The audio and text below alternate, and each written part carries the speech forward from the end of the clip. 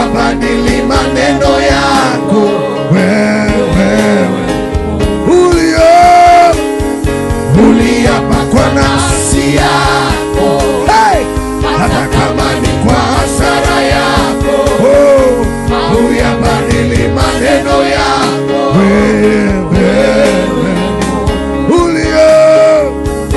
Uliapa kwa nafsi yako, hata kama ni kwa hasara yako, hauyabadili maneno yako.